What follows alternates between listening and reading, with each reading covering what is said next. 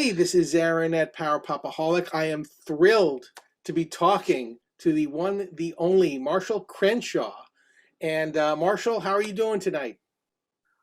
I'm doing just fine. I had a nice dinner, some cauliflower soup with some bacon in it, and Awesome, awesome. I mean, Well, I could complain about this and that, but I won't. I'm doing great. perfect, perfect. We're going to talk a little bit about the fact that you have a new single out and you're re-releasing the album 447, number 447. Uh, Right. and I think we got it here in a vinyl right here, 447. Some That's great people yeah. played on this album.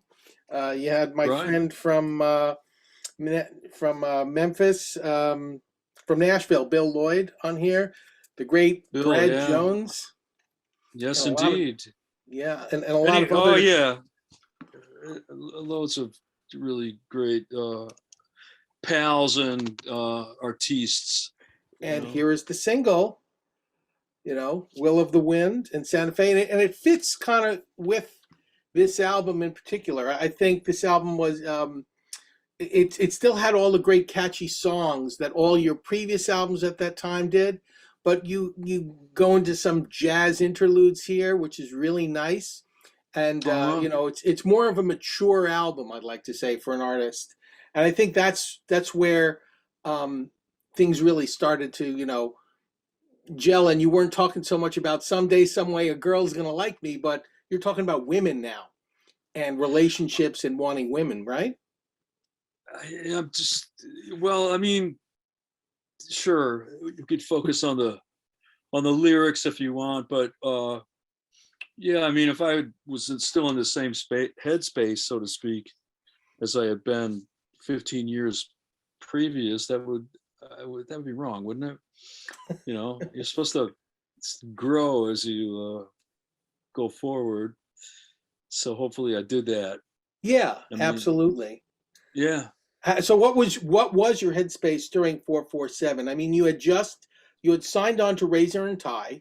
You had a successful album there, and this was sort of I think this the last Razor and Tie album, or at the time, or No, it was, I think, like third to last. I did five for them. This one falls right in the middle of the five that I did for okay, them. But it's the second quote unquote studio album. The studio was actually mostly a building behind my house. But you mentioned before that, the Nashville thing with Brad Jones and Bill Lloyd. So like the yeah, record was kind of like half me at home doing whatever I was doing, and then going down to Brad's studio with this just great pool of people and friends to work with, and just a really nice work situation. And I was in a good frame of mind. I just had a hit song. I co-wrote one of the Gin Blossoms hit singles, so I was still kind of like at the tail end of that whole little thing. And right. I was saying that there's a song on the album, and I never said this out loud to anybody until today, but it's actually a song about parenthood, Oh, because that was a new thing with us right about then. I figured this is by far the most monumental thing that ever happened in my life, so I should write at least one song about it. But I didn't come right out and say it. It's not a song of like, what's that song by Anne Murray? Even though we ain't you got mean money. yeah, Like, it didn't get real blatant about it, but it's like a very nakedly emotional song. Maybe that's why I never told anybody what it was about, just because it was so nakedly emotional. But it's called I'm Ready Right Now. I mean, I just went yep. all the way. I just went all the way into putting my heart on my sleeve without really saying what I was singing about. But anyway, there's just like a lot of good stuff going on. Is that why Will of the Wind and Santa Fe sort of match up really nicely with this album? That's not really intentional. I mean, I just did the songs. They're a reflection of the moment in time when I did them. But if people buy the album and they play the single in the album and they think, oh, this all goes together so nicely, then that's fine with me. Yeah, It it's got just it would be a yeah. nice happens. Where are you? Oh, by the way? I'm in New York. I'm in based Okay, in okay. Long Island. Oh, okay. All right. So the Just- one of the questions I was going to ask also, and this is only because it's current events. I mean, what are your thoughts on Ronnie Spector? I mean, you worked with her. She played some of your songs. Tell me a little bit about that. Yeah, I swear. I mean, I was in just a fog for a couple of days when she died. Mm, You know, it was. I still haven't really figured out how to put it into words. It was like when I was in my teens, I went through such a heavy binge on all the Phil Spector, Phil Less 45s. I know that his name now is almost like an obscenity, but mm. it's not all the things he did of his own free will that he had to pay the cost for. You know, none of it. And I still love the You're blocking your microphone. Can you hear me? Oh, now I can. When you put your hand near your face, you block your Oh, I'm microphone sorry. again. That's okay. I Um, just I still love the records, you know, the Phil Spector records that I loved when I was a kid, that they still sound transcendent to me. And you know, it was almost like I channeled Ronnie, or I conjured her up, because very soon after I got to New York, I crossed paths with her, mhm. and eventually she did a whole EP of my songs. It was produced by Alan Betrock, and those versions that she did of my songs are by far my favorite cover versions that anybody ever did It's of my unmistakable. songs.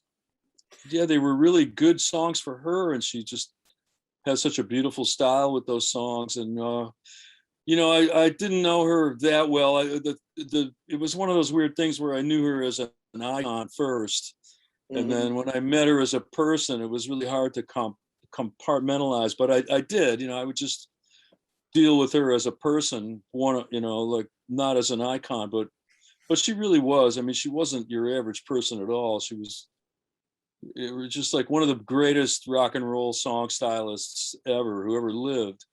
Absolutely. So Absolutely. yeah, it's a sad thing for me that she passed away, and Yeah. I'm really happy that it's amazing that I knew her, and that she, you know, it was great. I'm so cool. It's a cool thing that happened. Yeah, yeah, I think so too. I know one of the other things you were working on was a Tom Wilson documentary, and I don't know what happened to that, but I looked into it, and now I know a lot more about Tom Wilson. I didn't know who he was before, just like a lot of people. Um, Which is insane, but anyway, no, the movie's going great. We're going to finish it this year. Excellent, excellent. Oh Good to hear yeah, that it's no, on it's going to track. really, it's going to cause rock scholarship to have to recalibrate. You know, it really is. No, from what I could tell, he had his hand in the entire sound of that era, and nobody knew who he was. You know, At the time, he had a little bit of a public profile. Like there was a New York Times Magazine cover story about him, and right?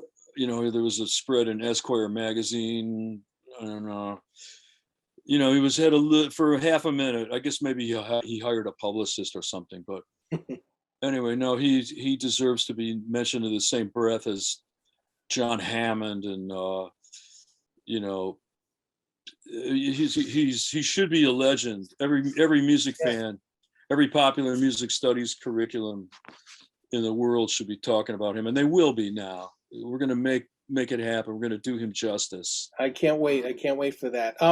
But getting back a little bit to the album 447. So Oh the yeah, yeah, so the album name, is that like the catalog number of the album? Is that where that name came from? Where does 447 come from?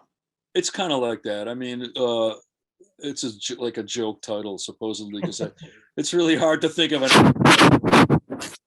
or it's hard to think of a song title, or that's a good one. You know, it's hard to think. And I just gave up thinking of an album title, and I thought, well, I'm just going to put a number on it. I'm going to be like Chicago or Boston, right? And just number my album. But then I made a joke to myself in my own head. Oh, it's my 447th album. And Okay, there that's you all. go. It's yeah, it's me flaking out on thinking of an album title. So, because of the jazzy stylings on here, songs like "West of Bald Knob" and "Edie's Tune," who are your favorite like jazz influences? Let me see.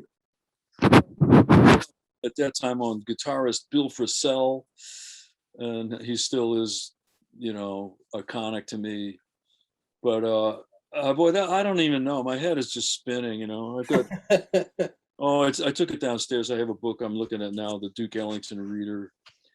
I don't know. It's just such a vast world, when you start talking about. Yeah, I like drummers a lot. Like I played the drums on the whole album.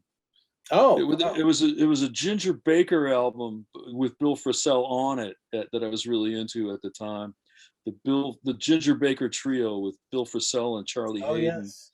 And I really like this drummer Idris Muhammad, and organ players like Very Young and who's that other one? I like them all really. Well, I've listened to to the trio. Pretty cool stuff. I don't listen to Yeah, that too much of that stuff, but it's good to always expand your musical horizons, as I like to do.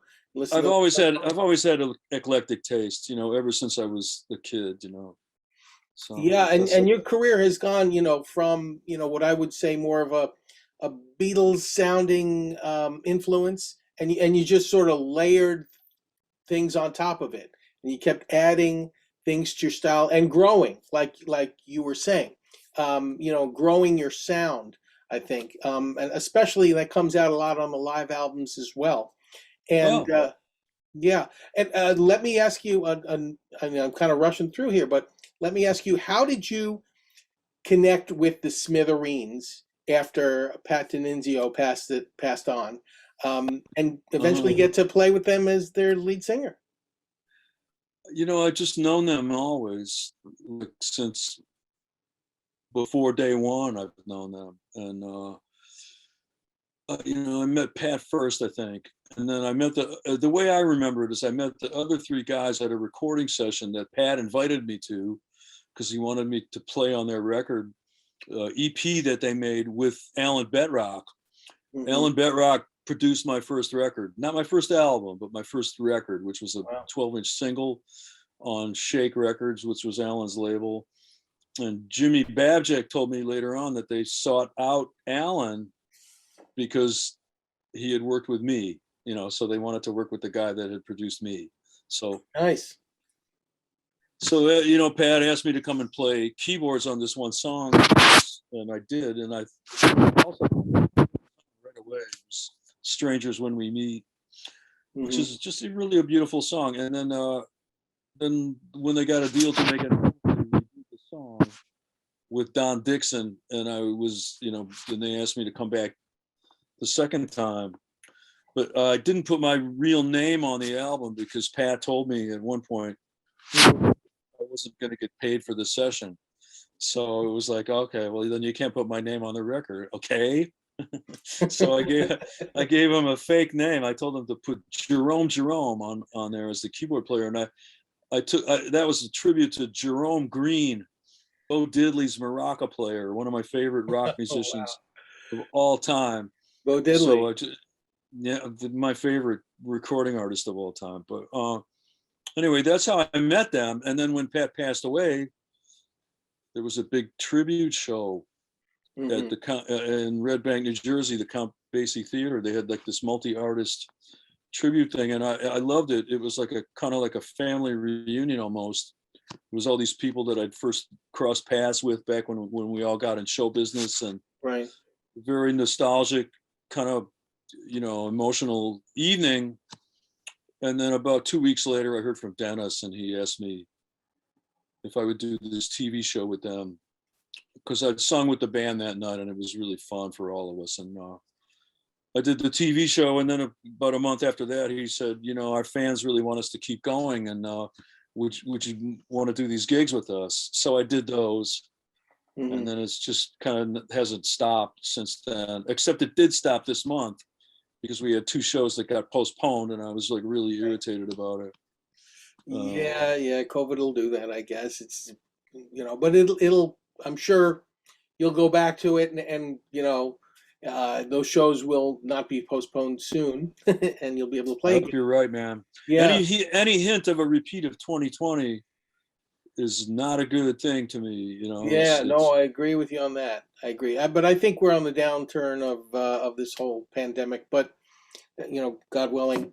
But so when you play in concert, because I haven't seen you guys in concert together yet, but I plan on doing it. uh-huh. Do you play only Smithereen songs, or do you throw in a Marshall Crenshaw tune or a Marshall Crenshaw hit once in a while? I just play their stuff. You just It's play like a their stuff. it's You like a never thought of vacation. doing any No. songwriting together with Jim and the group? Oh, it gets talked about sometimes. Like Jim started saying right at the very beginning that they wanted to make an album, and I said, oh, okay, I'll help you if you want me to. And so he did send me a couple of things, and I sort of half finished this one song, and he liked, but I keep saying to him, and now it's 3 years later, by the way, Right. from when he first brought it up, and I said, Jim, if you really want to do it, you got to set a deadline. You got, like say that it's going to happen at a particular time frame. Otherwise, it won't ever happen. You're just going to keep talking about it, and it won't ever get done. So if you really mean it, put it on the calendar, and then we'll get it done. But I don't know. I mean, I'm just glad that I was able to get myself to record some new stuff of my own, and I love doing that. If I wound up doing a recording project with those guys, I'm sure it would be fun.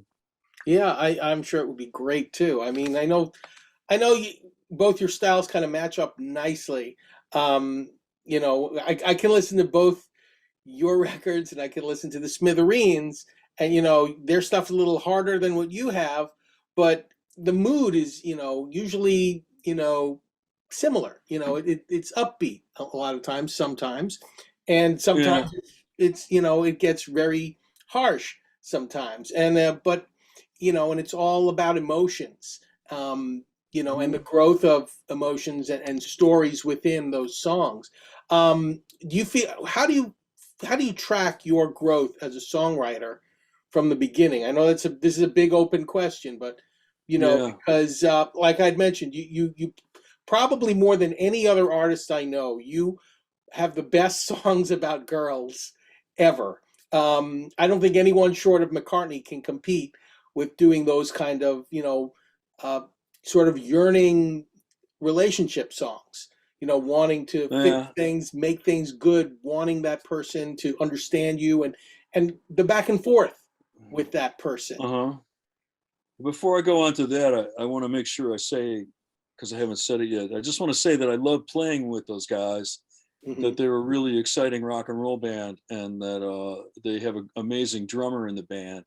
And I'm a real sucker for drummers, right? So anyway, I just want to make sure I said that because it's really Sure. fun. It's a lot of fun to play with them. But anyway, what you were saying, sometimes people hear the stuff and they hear it the way they hear it. I mean, of course they do. Like a guy asked me today about my song "Cynical Girl." He said, "Well, Right. who's that about? Who's that about?" And I said, "Well, the thing is, it's not really about a girl. It's there's a line in the song that says, I hate TV. There's got to be somebody other than me who's ready to write it off immediately." That's like me lashing out at mass culture and saying that the quote unquote real world is mostly an absurdity or partly an absurdity.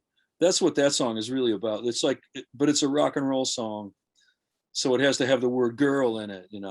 Right. Not to say that, that I don't draw from emotional experience like that, but sometimes this Taylor, I read this great quote from him Right. where he said, a song is what a song really, people ask me what my songs are about, but like songs are really about the song, like a song is about itself.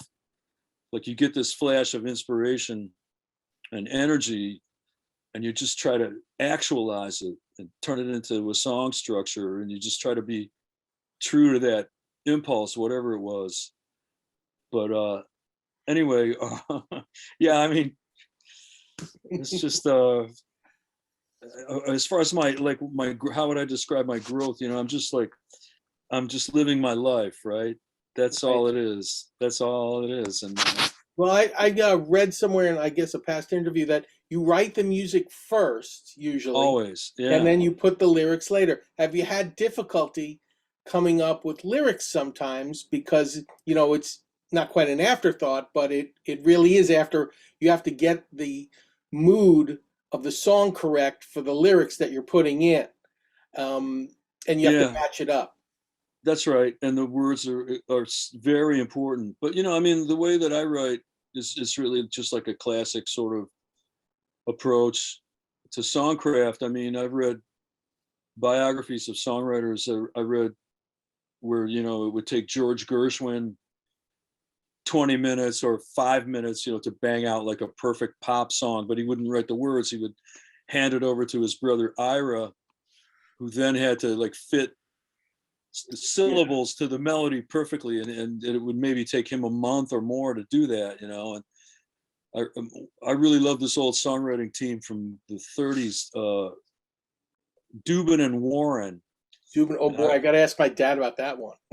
Yeah, they wrote songs for Warner Brothers movie musicals. And Al Dubin, I read his biography written by his daughter, and Wow.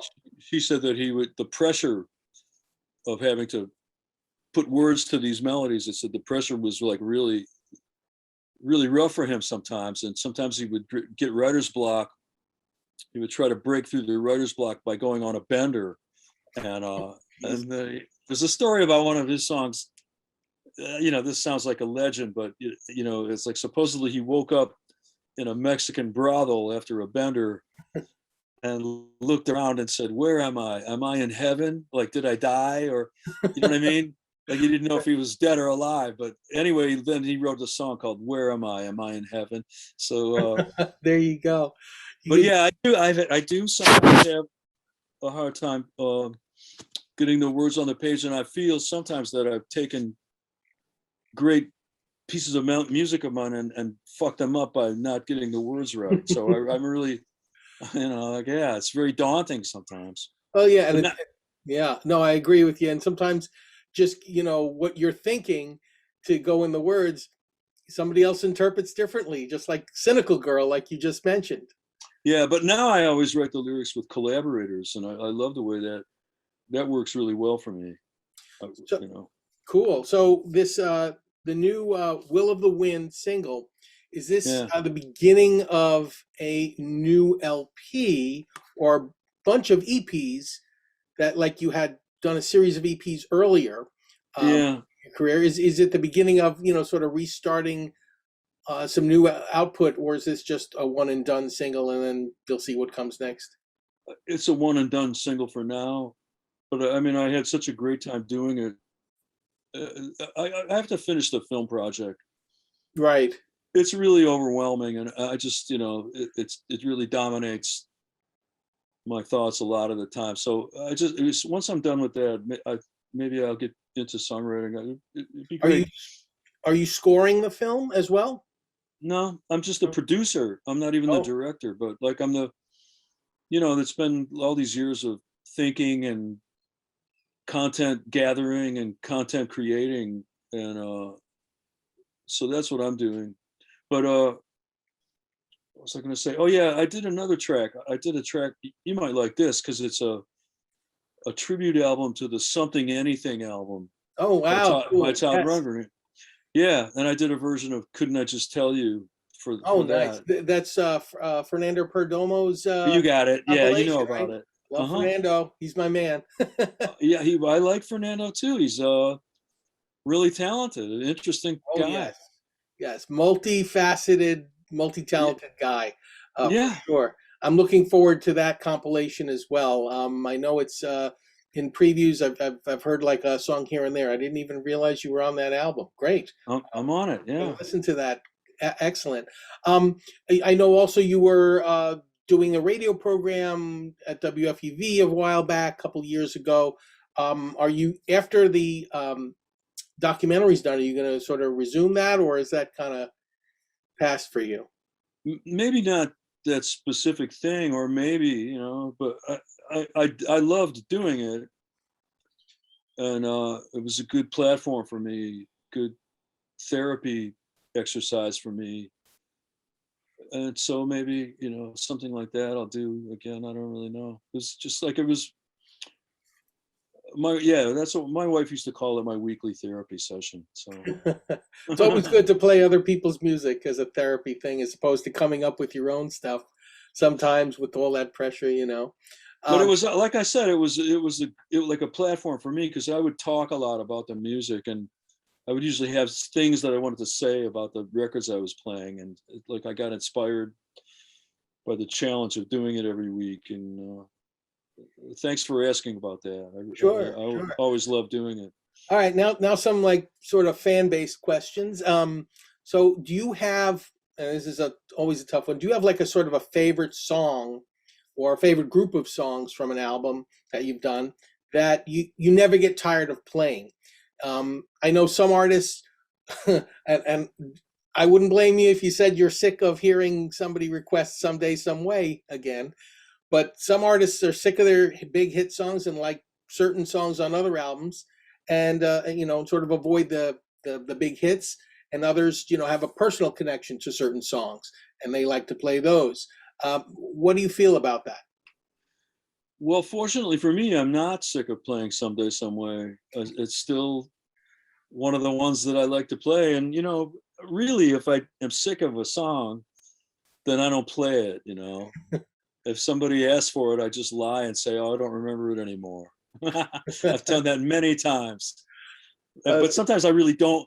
Now the thing is, though, is that sometimes I literally don't remember. I used to always just say I didn't, even though I did.